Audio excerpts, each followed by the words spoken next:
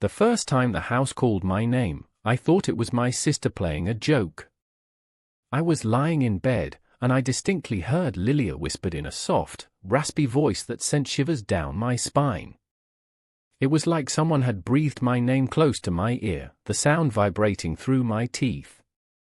I turned to tell Sarah that it must have been her, but she was fast asleep, her chest rising and falling in perfect rhythm with my own. I rolled over and pulled the covers up to my chin, telling myself it was just a weird dream. But then, like a whispered secret in my ear, the voice said it again. "Lily."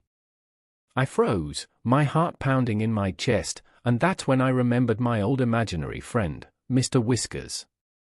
We used to have the most wonderful adventures together in my imagination, but I thought I'd grown out of him years ago.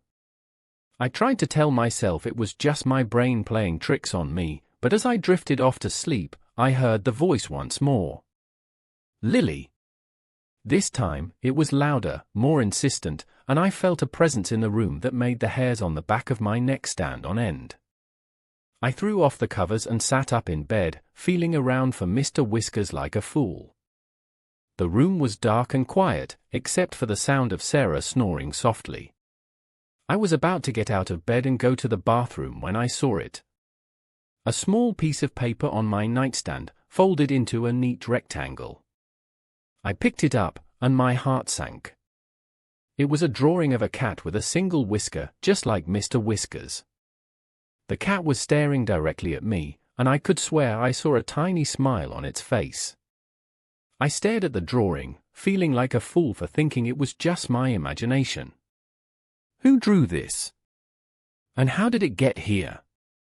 I turned the drawing over, and on the back was a single word, mine. I felt a shiver run down my spine as I looked around the room, wondering if Mr. Whiskers was really there, watching me. The next few days were a blur of excitement and fear.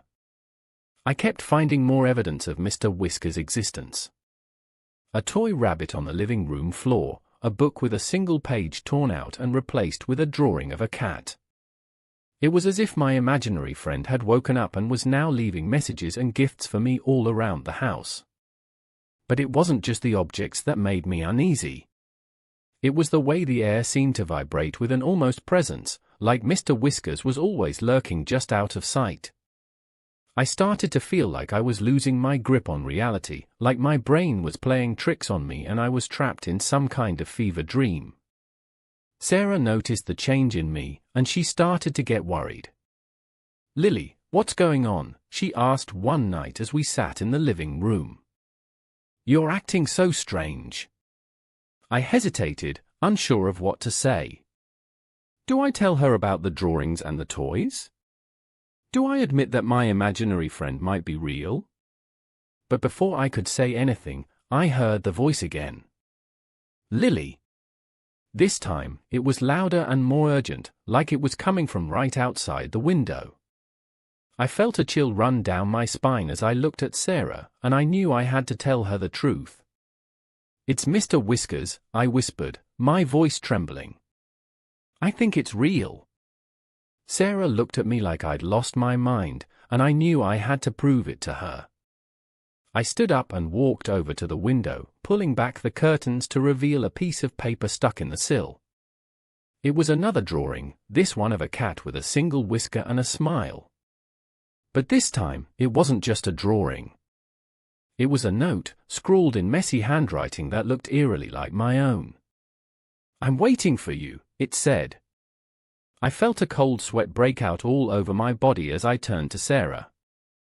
"He's real," I whispered. "I have to go to him." Sarah's face went white as she grabbed my arm and pulled me back from the window.